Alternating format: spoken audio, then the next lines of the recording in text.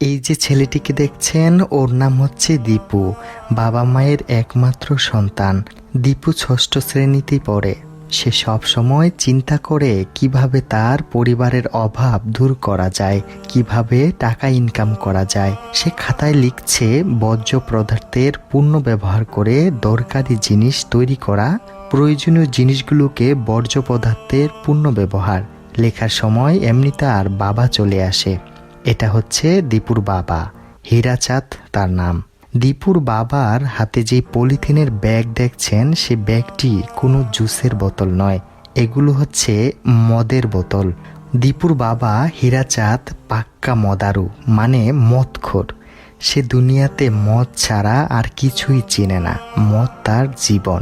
সে গুজরাটের জুনাগড় জেলায় ক্লিনারের কাজ করে। সে যা ইনকাম করে সব মদ খেয়ে শেষ করে দেয়। বুঝে নেই তো, মাতালের আবার কিসের ঘর, কিসের সংসার, মদ হলেই চলে। দীপুর মায়ের নাম লাক্ষ্মী। বাসায় এসেই দীপুর বাবা দীপুর মাকে ডাকছে। দীপুর বাবা প্রায় সময় মদ খেয়ে বাসায় এসে দীপুর মাকে মারধর করে। দীপু এই জন্য তার বাবাকে প্রচণ্ড ভয় পায়। দীপুর বাবা যে দুটি মদের বোতল এনেছিল, সেই মদগুলো খেয়ে দীপুর বাবা ঘুমিয়ে পড়ে। দীপু শুয়ে শুয়ে দীপুর বাবার দিকে এক পলক তাকিয়ে থাকে। দীপুর বাবার বিছানার পাশে টেবিলের মধ্যে খালি মদের বোতলগুলো দেখছিল দীপু। যাই হোক, দীপু আজকের মতো ঘুমিয়ে পড়ে। দীপু প্রতিদিনের মতো আজকেও ঘুম থেকে খুব সকালে উঠে। চুপি চুপি দীপুর বাবার খালি মদের বোতলগুলো একটি পলিথিনের ব্যাগের মধ্যে ভরছে। খালি মদের বোতলগুলো নিয়ে দীপু চলে যায় একটি ভাঙ্গারির দোকানে।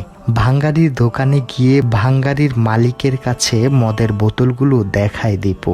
ভাঙ্গারির দোকানের মালিক মদের বোতলগুলো কিছু সময় তাকিয়ে থাকে, মানে মনে মনে ভাবছে এই পিচ্চি ছেলে আবার মদের বোতল পাইল কই। যাই হোক, ভাঙ্গারির দোকানদার তারপর মদের বোতলগুলোর বিনিময়ে দীপুকে 20 টাকা দেয়। 20 টাকা হাতে পেয়ে দীপু কিছু সময় কি যেন চিন্তা করছে। তারপর দীপু খুশি হয়ে 20 টাকা নিয়ে দৌড়াতে থাকে। দৌড়াতে দৌড়াতে একটি সাইকেলের দোকানের সামনে যায় দীপু। সাইকেলের দোকানের ভিতরে ঢুকে দীপু সাইকেলের দোকানের মালিককে 20 টাকা দিয়ে বলে একটি সাইকেল তাকে একদিনের জন্য ভাড়া দিতে। সাইকেলের দোকানের মালিক দীপুকে একটি সাইকেল ভাড়া দিয়ে দেয়। দীপু দোকান থেকে সাইকেল নিয়ে চলে যায় একটি প্যাকেটজাত দুধের ফ্যাক্টরির সামনে। সেখান থেকে দুধ নিয়ে মানুষ বিভিন্ন দোকানে দোকানে বিক্রি করে। তাই দীপু এসেছে তার সাইকেলে করে বিভিন্ন দোকানে দোকানে গিয়ে দুধ বিক্রি করার জন্য। দুধের ফ্যাক্টরির মালিককে গিয়ে দীপু বলে, আমি দুধ বিক্রি করতে চাই, আমার সাইকেল আছে।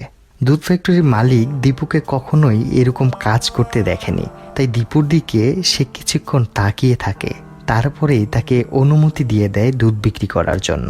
দীপু একা দুধ বিক্রি করতে কষ্ট হবে দেখে তাই তার সাথে একটি ছেলেও দিয়ে দেয়, যাতে দীপু সহজে দুধ বিক্রি করতে পারে। দীপুর সাইকেল নিয়ে বিভিন্ন স্থানে গিয়ে গিয়ে দুধ বিক্রি করতে থাকে এবং এক পর্যায়ে সকল দুধ বিক্রি করে ফেলে। দুধ ফ্যাক্টরির মালিক দীপুর উপরে খুশি হয়ে দীপুকে তার পারিশ্রমিক 40 টাকা দেয় এবং তার সাথে কয়েকটি দুধের প্যাকেট দেয়। দীপু এক হাতে দুধের প্যাকেট, এক হাতে টাকা নিয়ে কিছুক্ষণ চিন্তা করতে থাকে। তার পিছনেই একটি চায়ের দোকানের দিকে তাকায় দীপু। তারপরে চায়ের দোকানে গিয়ে দীপু দোকানদারকে তার কাছে থাকা দুধের প্যাকেটগুলোর সাথে কিছু টাকা দেয়। দোকানদার কিছু সময় দীপুর দিকে তাকিয়ে থাকে। তারপর দুধের প্যাকেটগুলো দিয়ে দোকানদার দীপুকে চা বানিয়ে দেয়। দীপু কিছু রুটি আর একটি ফ্লাক্সে করে চা নিয়ে বিক্রির উদ্দেশ্যে বেরিয়ে পড়ে। দীপু চা আর রুটি বিক্রি করতে থাকে। বিক্রি করতে করতে দীপুর ক্ষুধা লেগে যায়।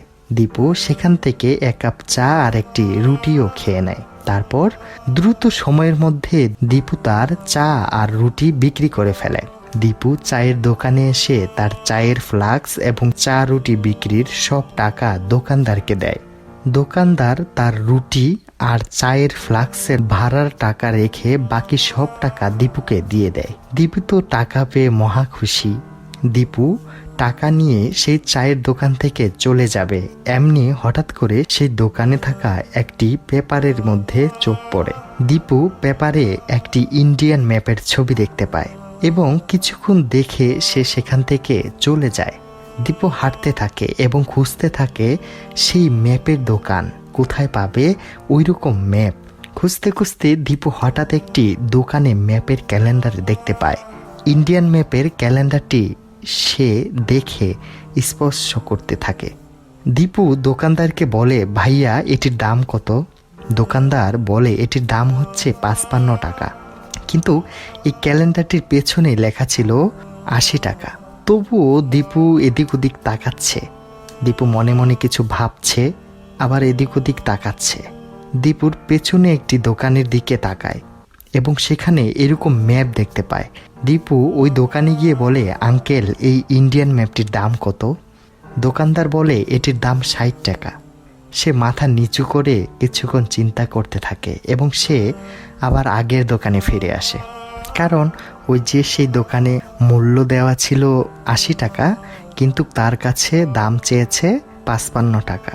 তাই দীপু সেই দোকানেই ফিরে আসে এবং দীপু সে দোকানে 55 টাকা দিয়ে ম্যাপটি কিনে নেয়। সে ম্যাপটি নিয়ে বাসায় চলে আসে। পরের দিন সকালে সে স্কুলে যাওয়ার জন্য রেডি হচ্ছিল। স্কুল ড্রেস পরে হাতে ম্যাপটিকে নিয়ে বেরিয়ে পড়ে স্কুলের উদ্দেশ্যে। দীপু স্কুলে যায়। স্কুলে গিয়ে প্রধান শিক্ষকের রুমের সামনে গিয়ে বলে, আসতে পারি স্যার? প্রধান শিক্ষক তাকে ইশারায় বলে, আসো। দীপু প্রধান শিক্ষকের রুমে প্রবেশ করে। সে দেখতে পায় ময়লা পুরাতন অনেক আগের একটি ম্যাপ লাগানো আছে। সে সেই ম্যাপটিকে খুলে তার নতুন ম্যাপটি সেখানে লাগিয়ে দেয়। ম্যাপটি লাগিয়ে সে সুন্দর করে আলতো করে ম্যাপটির উপরে হাত দিয়ে স্পর্শ করে দেয়। তারপর সে প্রধান শিক্ষকের সামনে যায়। প্রধান শিক্ষক তাকে দেখে বলে, কি? সে তখন ম্যাপের পেছনে থাকা সেই 80 টাকা মূল্য স্টিকারটি প্রধান শিক্ষককে দেখায়। প্রধান শিক্ষক তার দিকে কিছুক্ষণ তাকিয়ে থাকে এবং তারপর তাকে ম্যাপের মূল্য 80 টাকা দিয়ে দেয়। সে টাকা নিয়ে প্রধান শিক্ষককে ধন্যবাদ দেয় এবং খুশি মনে সেখান থেকে বেরিয়ে যায়। প্রধান শিক্ষকও তার উপরে খুশি হয়ে হাসতে থাকে। দীপু স্কুলে মন দিয়ে ক্লাস করতে থাকে এবং সহপাঠীদের সাথে টিফিন খায় এবং সকলে মিলে খেলাধুলা করে। তারপর স্কুল শেষে সে বাসায় ফিরে যায়। দীপু বাসায় এসে স্কুল ব্যাগ রেখে স্কুল ড্রেস চেঞ্জ করে সাধারণ কাপড় পরে নেয় এবং তার টাকাগুলো গুনতে থাকে। টাকাগুলো হাতে নিয়ে কিছু চিন্তা করে, তারপর টাকা পকেটে ঢুকায় এবং সে বাসা থেকে বাহিরে যায়। সে একটি পেপারের হকারের কাছে যায় এবং কিছু টাকা দিয়ে সে কয়েকটি পেপার কিনে নেয়। পেপারগুলো নিয়ে সে গুনতে গুনতে হাঁটতে থাকে। তখন পেছন থেকে পেপারের হকারটি দীপুকে ডাকতে থাকে। দীপু বলে, কি ভাই? হকার বলে, তুমি একমাত্র যিনি আম্বানির মতো বিনিয়োগ করে আয় করছো, তাই আমি তোমাকে আম্বানি বলছি। টাকাগুলো নাও। হকার দীপুর টাকাগুলো ফেরত দিয়ে দেয়। দীপু বলে, ভাই আমার টাকাগুলো লাগবে না, প্লিজ আমাকে নিউজ পেপারগুলো দিন। দীপুর কথা শুনে হকার তাকে আরও কিছু পেপার দিয়ে দেয়। দীপু খুশি হয়ে হকারকে একটি স্যালুট দেয়। দীপু সেই পেপারগুলো নিয়ে বিভিন্ন জায়গায় পেপার বিক্রি করতে থাকে। পেপার বিক্রি করে সে বাসায় ফিরে তার সকল টাকা হিসাব করতে থাকে। সেই মদের বোতল বিক্রি করা 20 টাকা দিয়ে সে অনেক টাকা আয় করে ফেলেছে। সে তার আয় করা টাকা থেকে তার মাকে কিছু টাকা দেয়। তার মাও অনেক খুশি হয়। দীপু তার টাকাগুলো একটি ব্যাংকের মধ্যে রাখছিল। এমন সময় তার মাতাল বাবা মদ খেয়ে রুমে প্রবেশ করে। দীপুর টাকাগুলো দীপুর বাবা দেখে ফেলে। দীপু প্রচণ্ড ভয়ে সে ভাবছে তার সব টাকা তার বাবা নিয়ে নেবে। টাকাগুলো নিয়ে তার বাবা মদ খাবে। দীপু তার বাবার দিকে অসহায়ের মতো তাকিয়ে থাকে। তখন দীপুর বাবা হাসি দিয়ে হাত নেড়ে বলে, ভয় পেও না, তোমার টাকা আমি নেব না। আমার কাছে টাকা আছে, এই দেখো, তোমার টাকা তোমার কাছেই রাখো। দীপুর মুখে হাসি ফুটে ওঠে। হঠাৎ কারেন্ট চলে যায়। দীপুর বাবা দীপুকে আলো জ্বেলে দিয়েছে। দীপু যেন তার টাকাগুলো ঠিকভাবে ব্যাংকের মধ্যে রাখতে পারে। দীপু হাসি মুখে তার টাকাগুলো ব্যাংকে রাখছে।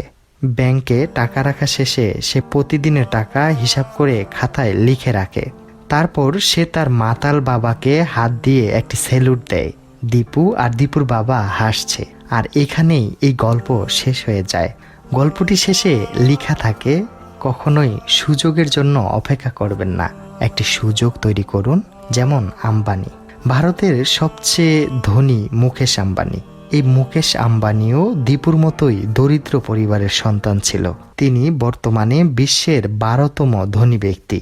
কখনোই সুযোগের জন্য অপেক্ষা করবেন না, একটি সুযোগ তৈরি করুন আর সেই সুযোগকে কাজে লাগিয়ে আম্বানির মতো ধনী ব্যক্তি হন।